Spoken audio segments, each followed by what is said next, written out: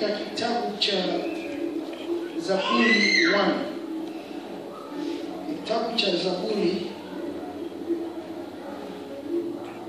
kitabu cha kwanza cha Zaburi.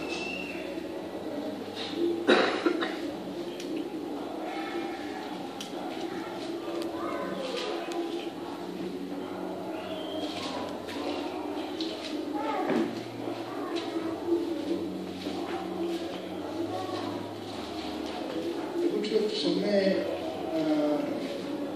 Zaburi 1, soma asoma.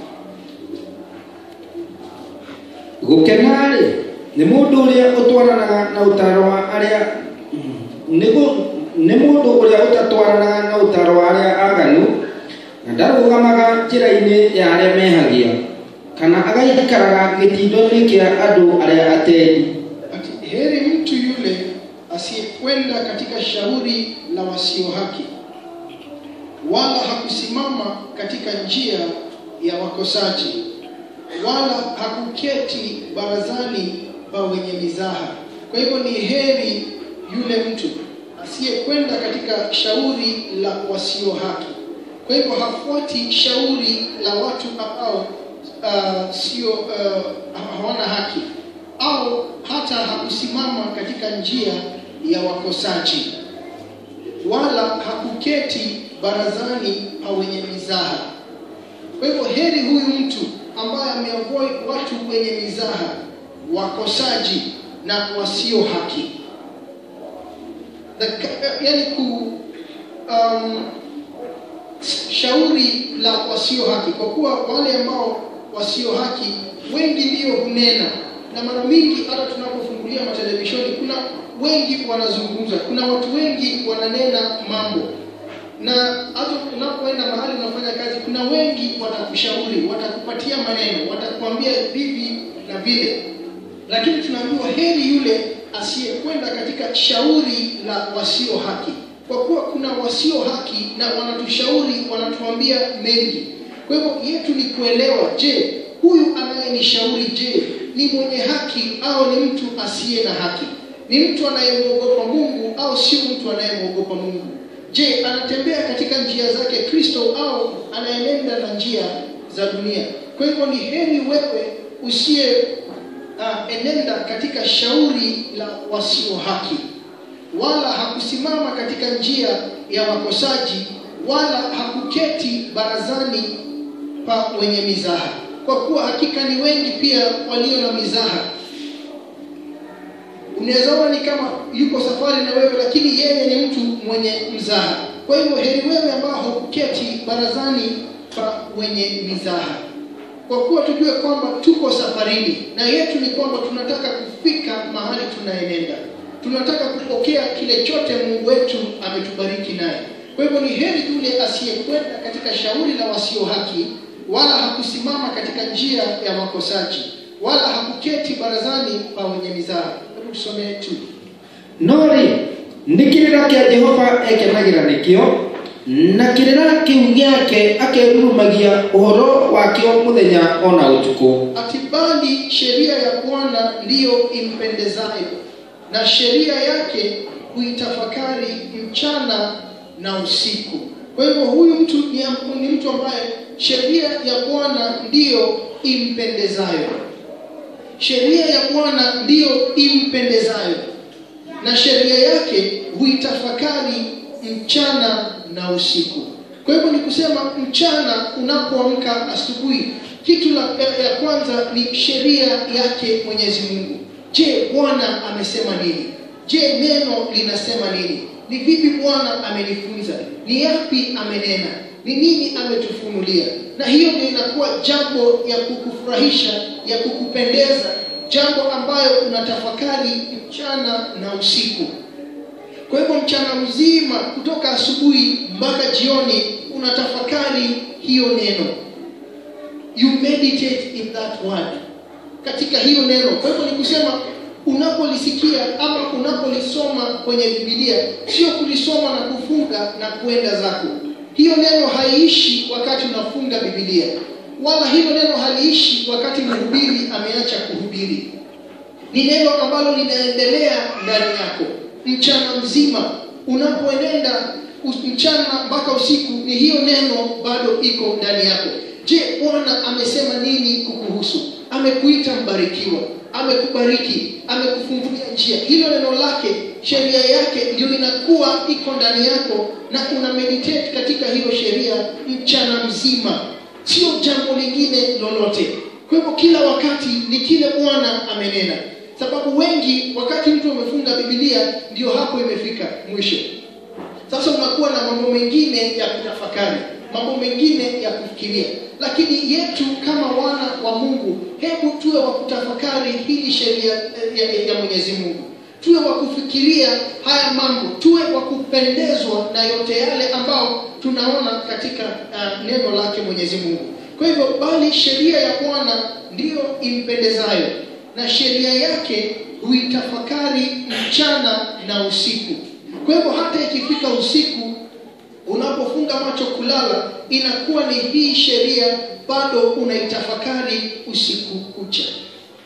Ni nini Bwana amenena? Nini maana ya kuwa na imani? Nini maana ya kumpenda ndugu yako kama unavyojipenda mwenyewe? Unatafakari kila neno ambalo limetoka kwake Mwenyezi Mungu. Kwa hivyo hebu tutembee ndani ya hili neno, tuwe ndani ya kila jambo ambalo Mungu ametunenea. Bwana apewe sifa.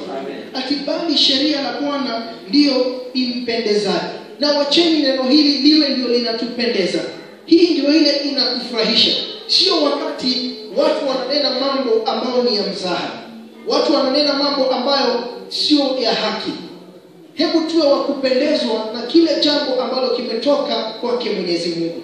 Hapo ndipo masikio yako iko. Uko tayari na unafurahia unapopokea ile ambayo ni yake Mwenyezi Mungu. Bwana apewe sifa. Ati ni heri huyo mtu, heri asiyekwenda katika shauri la wasio haki, wala hakusimama katika njia ya wakosaji, wala hakuketi barazani pa wenye mizaha. Bali sheria ya Bwana ndiyo impendezayo, na sheria yake huitafakari mchana na usiku. Hebu tusome 3. Agakihanaga ta muti wahandirwo mitaru-ini ya maaĩ, ũciaraga maciaro maguo hingo yamo yakinya, mathangu maguo namo matihohaga, nake ũndũ o wothe egwĩka nĩ ũgacagĩra. Ati naye atakuwa kama mti uliopandwa kando kando ya vijito vya maji, uzaao matunda yake kwa majira yake, wala jani lake halinyauki, na kila alitendalo litafanikiwa. Bwana asifiwe. Kwa hivyo huyo ambaye anafurahishwa, huyo ambaye anatafakari mchana na usiku hili neno la Mwenyezi Mungu, yule ambaye anapendezwa na hiyo neno, anaitafakari usiku na mchana. Kwa hivyo umefunga Biblia lakini bado unaendelea kuwaza kuhusu imani, kuwaza kuhusu neno, kuwaza kuhusu haya yote ambayo tunafunzwa. Bwana apewe sifa. Kwa hivyo huyo tunaambiwa atakuwa kama mti uliopandwa kando kando ya vijito vya maji. Kwa hivyo huyo ni kama mti ambao umepandwa kando kando ya vijito vya maji, uzao matunda yake kwa majira yake. Na unajua ya kwamba wakati umepanda mti kando ya vijito vya maji, ni kusema kwamba wakati wote huo mti utakuwa unapata maji, na maji ni uhai kwa huo mti. Kwa hivyo wakati wote huo mti utakuwa ukipata maji, na haitakauka, haitanyauka. Na hivyo nasi tunapokaa wakati wote tukitafakari na tukimeditate katika neno la Mungu. Kwa hivyo hili neno ni kwetu sisi kama maji ambayo wakati wote itakuwa inaturefresh. Wanapewe sifa. Na kumbuka kwamba kila mtu kuna vile umeitwa. Kuna lile jambo liko ndani yako. Kuna ile kazi umeitwa utende. Bwana asifiwe. Kuna yale matunda ambayo kila mmoja wetu anazaa akiwa kivyake. Na ikiwa ni mti wa maembe utatoa maembe, ikiwa ni machungwa utatoa machungwa. Lakini ikiwa tutakaa katika hili neno, tuwe tunapata maji kila wakati. Bwana asifiwe. Tunaambiwa tu kwamba atakuwa kama mti uliopandwa kando kando ya vijito vya maji, uzao matunda yake kwa majira yake, wala jani lake halinyauki, na kila alitendalo litafanikiwa. Bwana asifiwe. Kwa hivyo kuna nguvu, kuna mambo ambayo hata sisi hatuelewi itatendeka through sisi just because ya kutafakari na kuwaza hili neno. Bwana asifiwe. Sababu wakati wote unawaza, wakati wote una meditate katika hii neno, kuna jambo inabadilika ndani yako. Inamaanisha kila wakati kuna maji inakuja ndani yako, na kila tunda ambao unaenda kuzaa litatokea wakati wake. Bwana asifiwe. Kwa hivyo haujakauka. Sababu ukiangalia mti ambao umepandwa mahali pamekauka, hapana maji. Hata kama ni mti yenyewe ni ya maembe na imepandwa mahali hakuna maji, pamekauka, mtu atakuwa akiangalia, unapata mti hiyo iko pale na haitoi matunda kwa sababu haina maji. Bwana asifiwe. Imekauka. Hata wakati mwingine unakuja unapata leaves zimeanza kuanguka. Wakati mwingine unapata yani mti mwenyewe unakaa umedhoofika kwa sababu haina maji. Bwana asifiwe. Na hivyo ndio wengine wetu tunakaa wakati hatukai ndani ya hii neno. Ndio unaitika mti wa maembe, mti wa machungwa, lakini vile ulivyo maisha yako umekauka. Bwana asifiwe. Sababu hii neno ukifunga Biblia ni mpaka Sunday.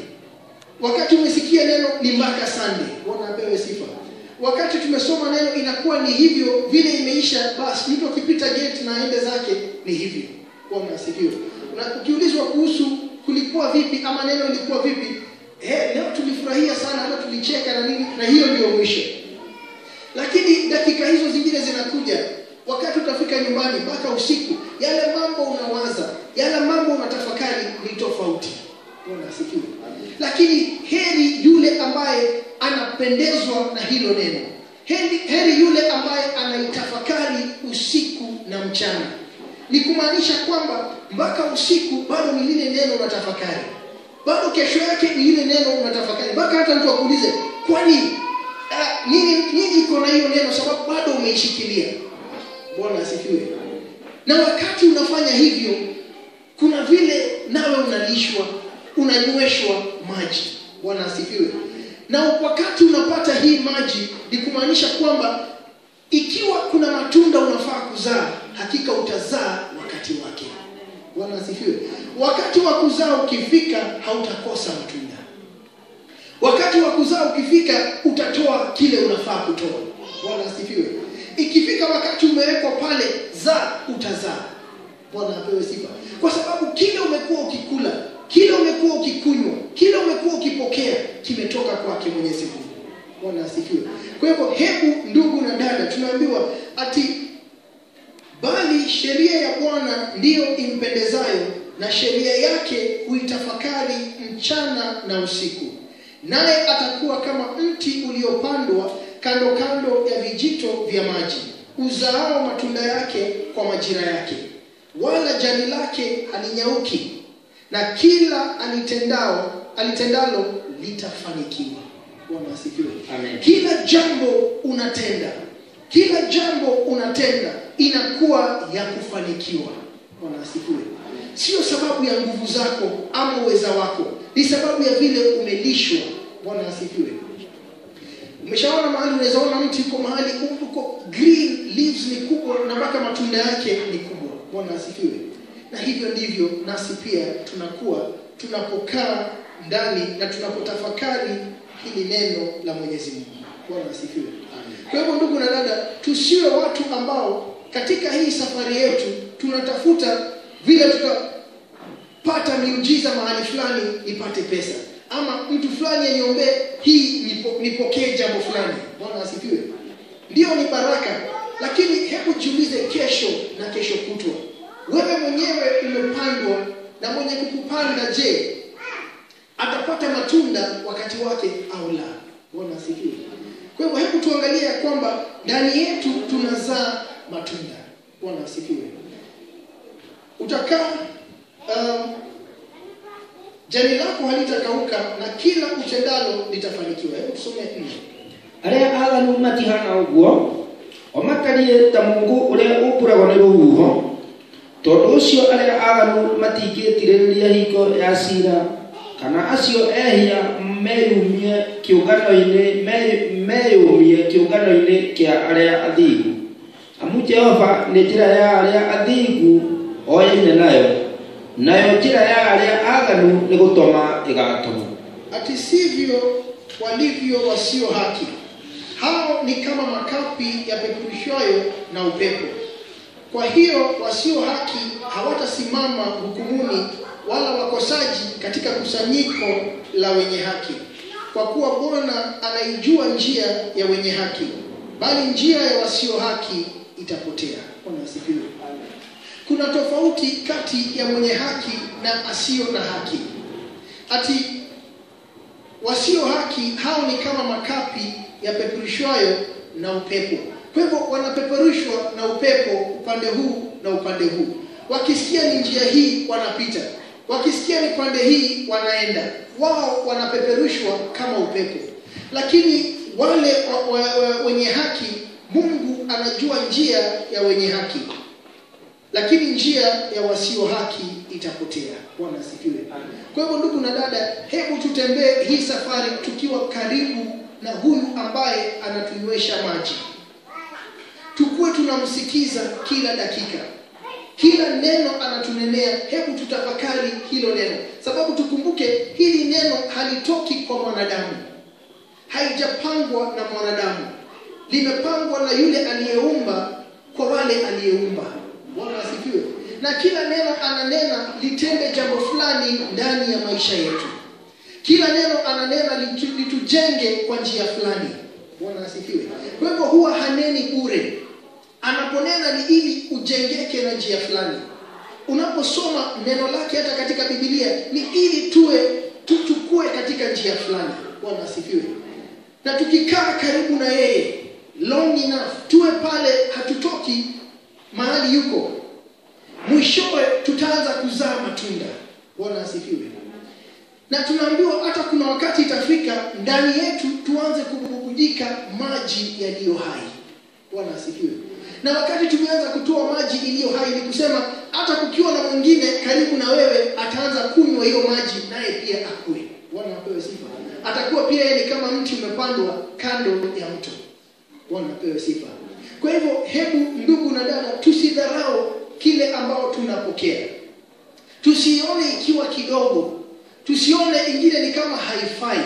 Kila neno hebu tutafakari.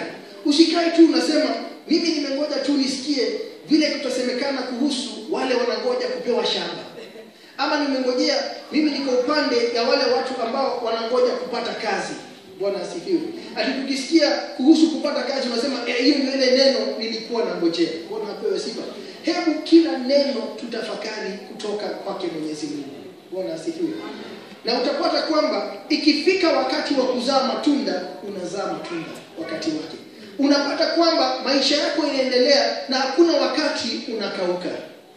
Na kila jambo unanuia kutenda, na kila jambo unatenda unakuta kwamba inafanikiwa. Bwana asifiwe. Na hiyo ni baraka kubwa zaidi kuliko hata mtu akikwambia shika hii 1,100. Sababu hiyo 1,100 ikikwisha utarudi tena na kusema iliisha. Bwana asifiwe. Lakini wakati umekuwa kama mti ambao unazaa majira wake, wewe mwenyewe ndio unakuwa ni kama source. Bwana asifiwe. Hata watu wanakaa karibu na wewe sababu wanajua kila wakati unazaa matunda. Bwana asifiwe. Kwa hivyo hebu ndugu na dada, tuwe wa kulitafakari hili neno ambalo ni la Mwenyezi Mungu. Hebu tuingie hapo katika Zaburi 103. Tusome. Ngoro yakwa gatha Jehova, watakiria o giothe gĩthĩ-inĩ wakwa nĩ kĩgathe rĩĩtwa rĩake rĩamũre. Ngoro yakwa kĩgathe Jehova, na ndũkariganĩrwo nĩ wega ona ũmwe marĩa agwĩkaga.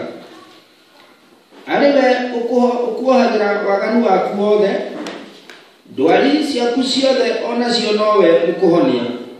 Owe mũkũũri muoyo waku harĩ irima rĩa gĩkuũ, na nowe mũgwĩki maũndũ ma ũtugi na ma matha maigũ, tarĩ thũmbĩ aragwĩkĩra ya ũnene. ningĩ nowe ũrĩa ũhũnagia kanua gaku ũhonia wega, wĩthĩ waku agakĩanakaha ta wa nderi. Ati nafsi yangu umhimidi Bwana, naam vyote vilivyo ndani yangu vilihimidi jina lake takatifu. Nafsi yangu umhimidi Bwana, wala usisahau fadhili zake zote. Akusamehe maovu yako yote, akuponya magonjwa yako yote, aukomboa uhai wako na kaburi, akutia taji ya fadhili na rehema, auishibisha mema uzee wako, ujana wako ukarejezwa kama tai. Bwana asifiwe. Kwa hivyo umhimidi Bwana, mhimidi Bwana na vyote vilivyo ndani yangu vihimidi jina lake takatifu. Bwana asifiwe. Kwa hivyo ndugu na dada, hebu nasi pia tuwe ambao tutamhimidi Mungu wetu na vyote vilivyo ndani yako. Kila jambo, every fiber of your being, unakuwa wa kumhimidi Mungu wako, kwa sababu kila jambo inatendeka maishani mwako, kumbuka kwamba ni yeye. Hakuna jambo kutendekea inakuwa Bwana hakujua, ama tunakimbia kwa Mungu na kumwambia hebu unamjulisha ya kwamba kuna jambo inaendelea katika maisha yako. Yeye hujua yote kuhusu watoto wake, yeye hujua yote kuhusu maisha yako. Hakuna jambo inakutendekea ambao ni surprise kwake Mwenyezi Mungu. Kwa hivyo mhimidi na vyote vilivyo ndani yangu vihimidi jina lake takatifu. Nafsi yangu umhimidi Bwana, wala usisahau fadhili zake zote.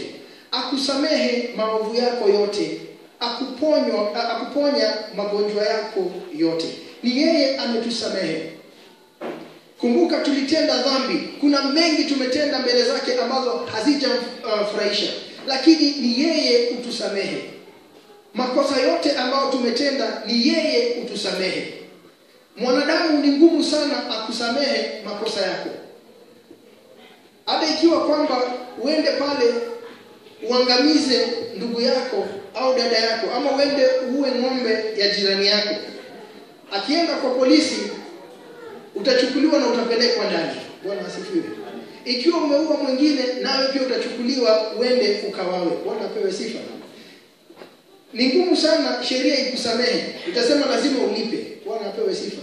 Lakini Mungu wetu utusamehe hata yale makubwa na mabaya tumetenda mbele zake, bado yeye utusamehe. Kwa hivyo akusamehe maovu yako yote, akuponya magonjwa yako yote.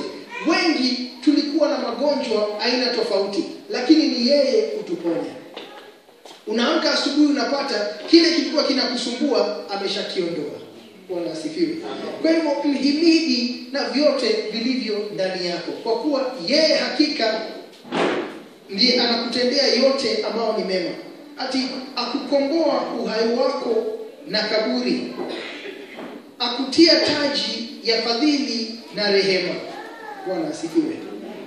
Mara zile zote amekuokoa kutoka na kaburi hata tuwezi kuhesabu. Bwana asifiwe. Unaweza sema umetembea asubuhi, umekuja kanisani, ama umerudi nyumbani, ama umeenda kazini, wiki hiyo yote tumepita barabarani, tumekuwa kwa magari, amekuokoa mara mingi sana. Bwana asifiwe. Hakika ni mengi mabaya ingetendeka, lakini amekuwa wa kukuokoa. Bwana asifiwe. Kwa hivyo uko na sababu ya kumhimidi, uko na sababu ya kumrudishia shukrani, uko na sababu ya kwenda mbele zake na kusema asante. Uko na sababu ya kumwambia hii maisha yako ni yake amekupatia. Bwana asifiwe. Tuko na sababu ya kurudi kwake Mungu na kumshukuru kwa yote yale ambayo inatendeka maishani mwetu. Ati akukomboa uhai wako na kaburi, akutia taji ya fadhili na rehema, aushibisha mema uzee wako, ujana wako ukarejezwa kama tai. Bwana asifiwe. Kwa hivyo bado yeye ndio hata anarejesha ujana wako kama tai. He renews your youth. Bwana apewe sifa. Ukiona ni kama umezeeka unashindwa kusimama, yeye ndiye anakurudishia ujana wako. Unapata bado unarukaruka kama kijana. Bwana asifiwe. Ukikumbuka Yoshua, hata akiwa mzee bado aliendelea kupigana. Bwana asifiwe. Unakumbuka Caleb, hata akiwa mzee bado aliendelea kupigana. Na mpaka kusema vile niko sasa miaka 80 ni kama tu vile nilikuwa nikiwa miaka 40. Bado nina nguvu. Bwana asifiwe. Kwa kuwa yeye amerenew their youth. Bwana asifiwe. Watu ambao wakiangalia naona kweli ni watu ambao wamemwamini akiwa Mungu wao. Bwana asifiwe. Tusiishi maisha yetu ni kama tuko peke yetu. Ni kama ni wewe na nyumba yako tu. Wewe na watoto wako mshakula na mshibe ni hivyo. Wacha ningoje nione shida ya kesho ndio nikanilie pastor ama nikaseme sina hii na sina hii. Bwana asifiwe. Tafakari hili neno lake. Mfikirie kila wakati. Kuwa wa kukumbuka kila jambo amesema. Kila jambo amenena. Tafakari neno lake. Ukiwa peke yako umeketi, usiseme leo kunaonekana kumenyamaza sana, wacha niakishe redio nisikize kidogo. Tafakari neno lake. Bwana asifiwe. Anza kufikiria kila jambo Bwana alinena. Anza kufikiria kila jambo Mungu amekupromise. Anza kuangalia kule kote amekuokoa. Ile yote amekutendea.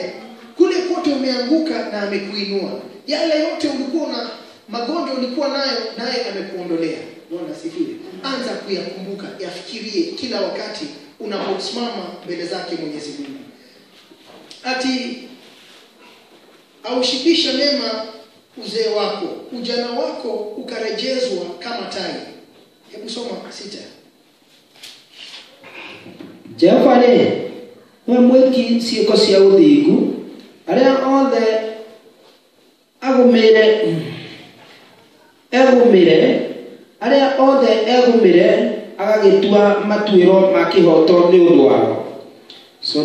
Aria othe agumire agagitua matuiro ma kihoto ni undu wao. Mithiire yake ni amenyithirie Musa, mikire yake ni ciana cia Israeli akionirie. Jehova ni wa mathamaiki na ni muma andu muno, ndahiuhaga kurakara na ena utugi muingi. Bwana asifiwe. Ati Bwana ndiye afanyaye mambo ya haki na hukumu kwa wote wanaoonewa. Alimjulisha Musa njia zake, wana wa Israeli matendo yake. Bwana amejaa huruma na neema, haoni hasira upesi, ni mwingi wa fadhili. Bwana asifiwe. Tufurahieni kwa kuwa huyu tunayetembea pamoja naye ako na huruma nyingi. Tumeona hata kanisani watu ambao walikuwa ni marafiki na sababu ya kitu kidogo wamekosana na huwa hawazungumzi. Bwana asifiwe. Tumeona hakika watu hata kule unafanya kazi, jambo limetendeka na wamekasirikiana na wote wawili ni Wakristo. Na inakuwa hatutazungumza sababu ulinitenda mabaya na yule mwingine anakataa kuzungumza sababu yule alinitukana. Bwana apewe sifa.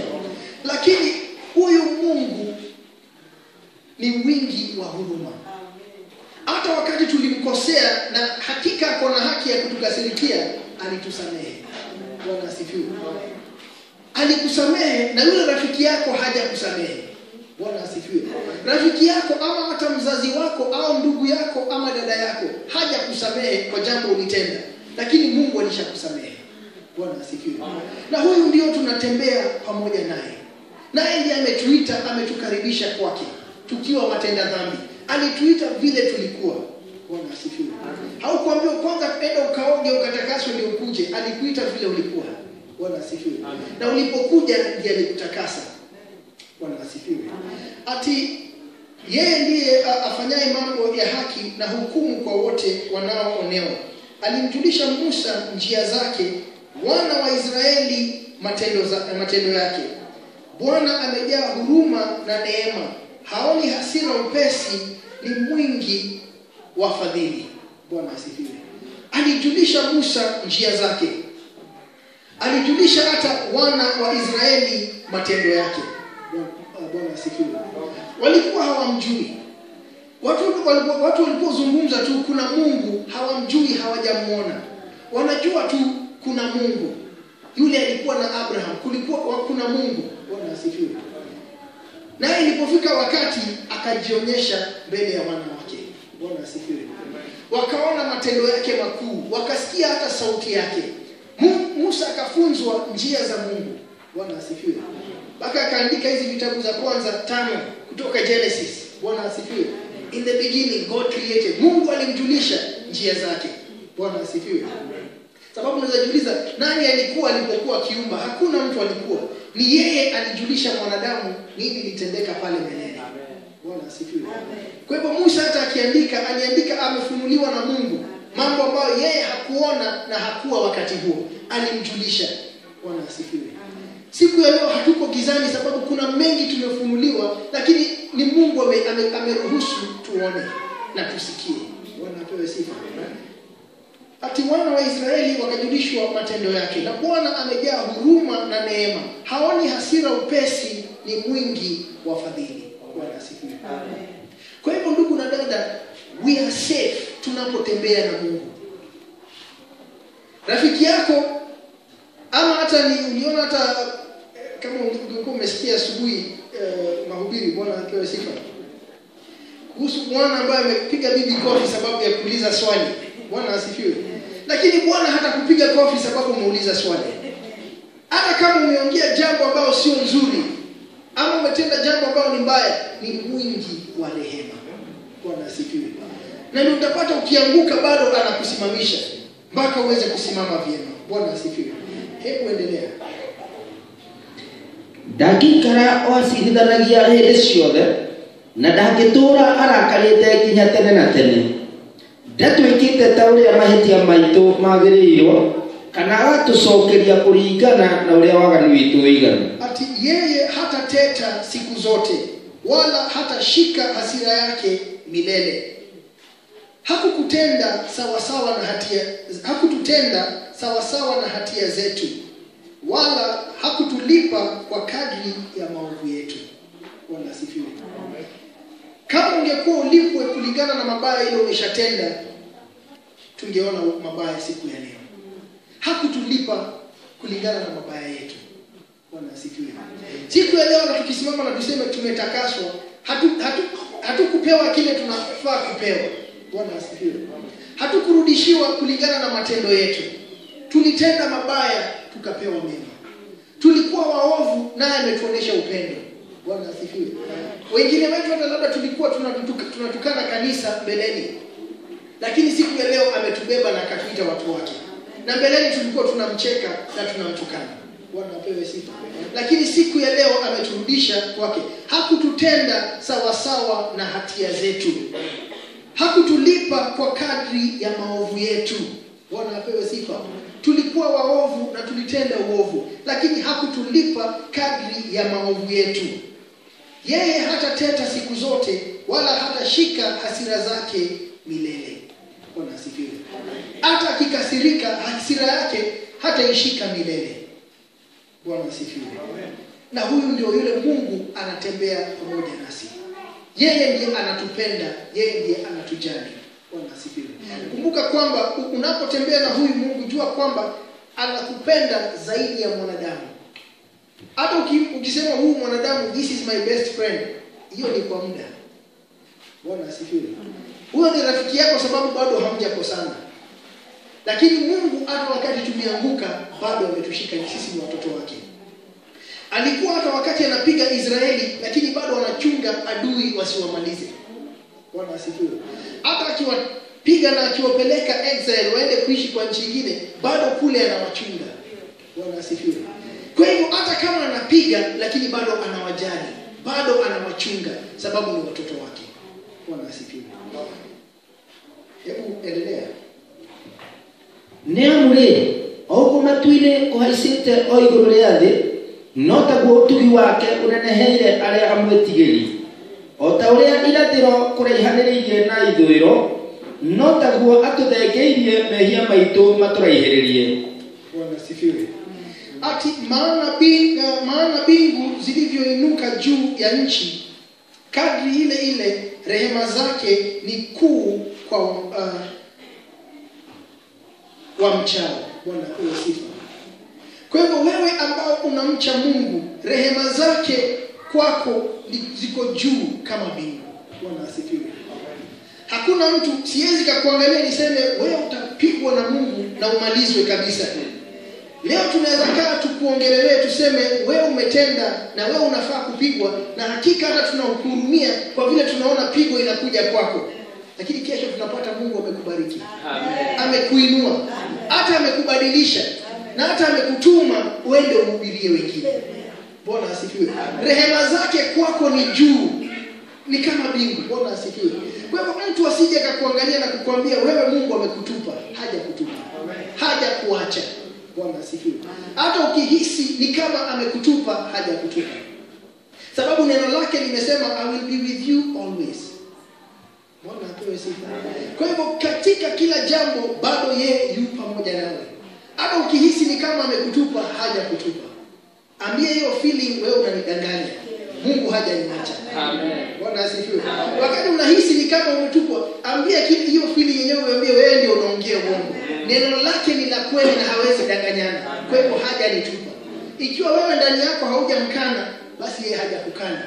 Bado mko pamoja. Bwana apewe sifa.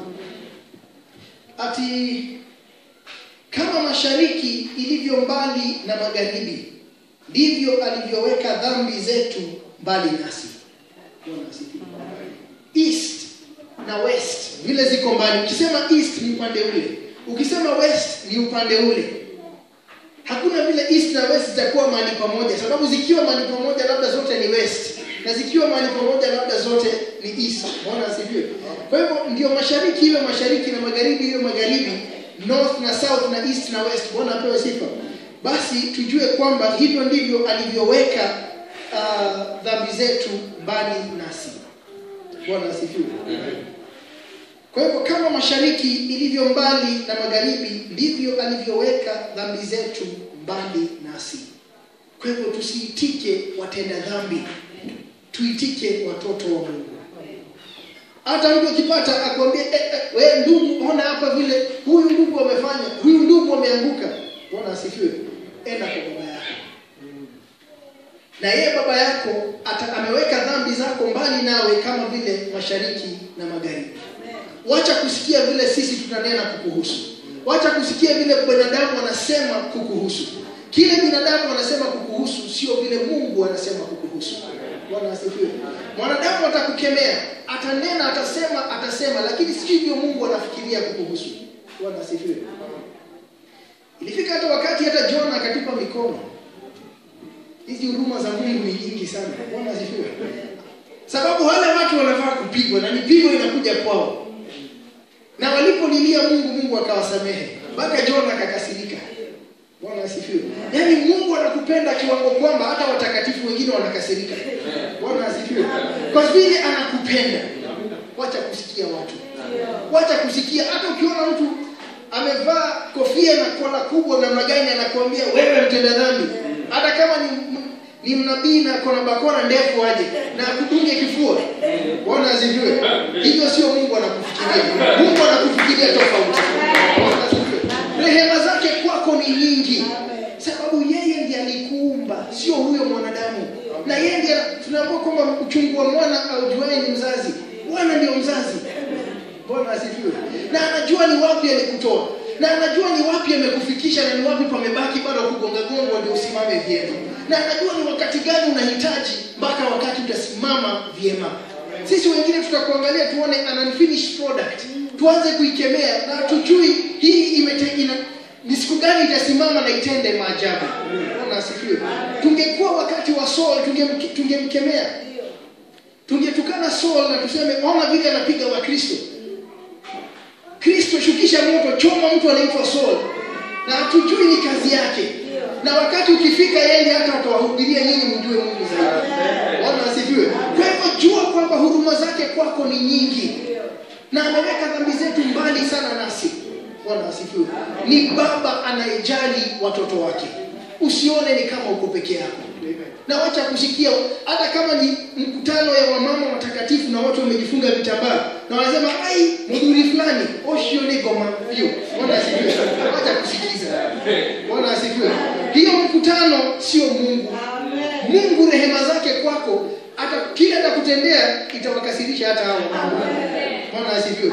Na ndio unaona kuna watu wanaanza kukasirika sababu ya kuangalia mtu vile Mungu amekuhurumia. Bwana asifiwe. Tembea ukijua anayetembea nawe anakujali zaidi ya vile mwanadamu anakujali. Bwana asifiwe. He cares for you more than the world. Bwana asifiwe. Kwa hivyo furahia, hauko peke yako. Hebu soma 13. Ore muthuri aiguagira ciana ciake tha no Jehova aiguagira aria mamwitigirite nigukorwo we ni oe umbe uria twombirwo ni aririkanaga ati ithue turi o rukungu. Bwana asifiwe. Kama vile baba ahurumiavyo watoto wake ndivyo Bwana anavyowahurumia wamchao. Kwa maana yeye anatujua umbo letu na kukumbuka kuwa sisi tu mavumbi. Bwana asifiwe. Kwa hivyo anajua weaknesses za wanadamu. Anakuelewa zaidi ya vile wewe mwenyewe unajielewa sababu yeye ndiye alikuumba. Anajua weaknesses za wanadamu. Bwana asifiwe. Na ndio unaona anaweza kukupenda hata wakati watu wengine wamekuchukia. Hata wakati watu wengine wamekuinukia. Kwenu inasemekana kwa hao wote huyu sijui nini mbaya na yeye. Hao watoto wangu wengine wote wako hivi lakini huyu na sasa labda ni wewe mwenye umeokoka siku ya leo. Bwana asifiwe. Mara mingi unapata kwa familia yenu labda kuna wale wanasemekana wako sawa lakini huyu tujui nini ilifanyika. Na unaona mama anahesabu kwamba lakini angalau niko na watoto 6 wako sawa, huyu tu mmoja tu. Lakini wewe Mungu anakujua, anakuelewa. Na unaweza kupata kwamba kuna makubwa wewe utatenda zaidi hata ya wale wengine.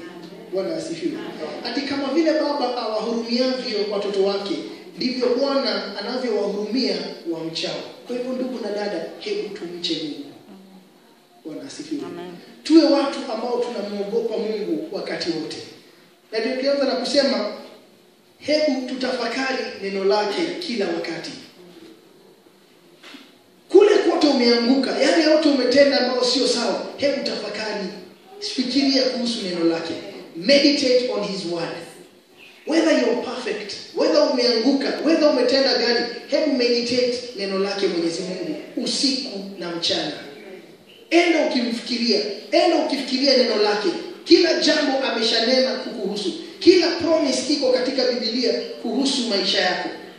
He has called you the head and not the tail. Bwana asifiwe. Magonjwa amesema atakuondolea magonjwa ambao alipiga nayo Misri. Hebu tembea ukijua hayo yote Mungu amenena kukuhusu. Bwana asifiwe.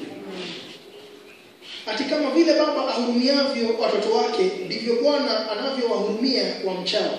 Kwa maana yeye anatujua umbo letu na kukumbuka ya kuwa sisi tu mavumbi. Hebu tuendelee. Mundure matuko make mahana otaria takirogia githaka noguo atumukaga amu kihuragwo ni ruhuho gigaitika na hau kiuma gitigacoka kuonwo. No riri utigi wa Jehova uturaga hari aria amwitigiri kuma o tene na nginya tene na tene. Naguo uthingu wake ukinyagirira ciana ciacio. Bwana asifiwe. Ati mwanadamu siku zake ni kama majani, kama ua la kondeni ndivyo astawivyo. Maana upepo hupita juu yake kumbe haliko, na mahali pake hapata lijua tena. Bali fadhili za Bwana zinawamchao tangu milele hata milele, na haki yake ina wana wa wana. Bwana asifiwe. Upendo wake kwetu, fadhili zake kwetu ni za milele. Bwana asifiwe. Ndugu na dada, hata wanadamu ukisikia wakisema, kumbuka hawa wanadamu wanakuja wakienda. Jana tumekaa tukisikia fulani, leo unasikia huyo hayuko. Kuna mwingine. Fulani amesahauliwa, sasa watu wanakumbuka fulani. Bwana apewe sifa. Kwa hivyo wanadamu huja wakienda, na kwa hivyo sisi hebu tushikilie kile ambacho ni cha milele. Yule ambaye tunajua ni wa milele. Kile anasema wacha hicho ndicho kiwe muhimu maishani mwako. Don't value maneno ya mwanadamu zaidi ya maneno ya Mwenyezi Mungu. Bwana asifiwe. Kile Mungu amesema kukuhusu hivi usiangalie vile unahisi ndani yako na kusema hivyo ndivyo naamini. Sababu vile unahisi na kile Mungu amesema ni mawili tofauti. Bwana asifiwe. Unaweza hisi uko na nguvu. Unaweza hisi unajiweza, lakini wakati huo hauna nguvu. Bwana asifiwe. Sababu ukienda kujaribu kitu inaanguka. Lakini unaweza jihisi ukiwa mnyonge, lakini Mungu yuko pamoja nawe. Na kile unajaribu kufanya inafanikiwa. Bwana asifiwe. Kumbuka wana wa Israeli. Musa aliwaambia vukeni waende wapigane. Wakati ripoti ililetwa, ripoti mbaya, walikuwa wavuke waende kupigana. Watu wakalia wakasema hapana, hatuwezi. Wale watu wako kule ni wakubwa, sisi ni wadogo. Walijihisi wakiwa wadogo. Na wakati huo Mungu alikuwa pamoja nao awapiganie. Wakakataa kuenda vita. Bwana asifiwe. Na sasa wakarudishwa Weroine. Na wakati huo waliambiwa basi pindukeni mrudi, sababu mmekataa kusikia Mungu. Wakalia na ikafika wakati sasa wakahisi sasa tunaweza enda. Bwana asifiwe. Wacheni sasa tuende. Vile tuliambiwa na Musa, wacha tuende tutimize vile. Walihisi ni kama sasa wako na nguvu. Lakini Musa akawaambia msiende, sababu sasa Mungu hayuko pamoja nanyi. Bwana asifiwe. Nao hata walipoambiwa vile, sababu walisikia wakiwa na nguvu, walienda hiyo vita na wakashindwa. Bwana asifiwe. Sababu hata kama walihisi wako na nguvu, Mungu hakuwa na wao. Bwana asifiwe. Kwa hivyo ndugu na dada, hebu tuelewe ya kwamba Mungu akiwa upande wetu, hata kama unajiona ukiwa mnyonge, uko na nguvu. Hata kama unajiona wewe ndio wa mwisho, wewe utakuwa wa kwanza.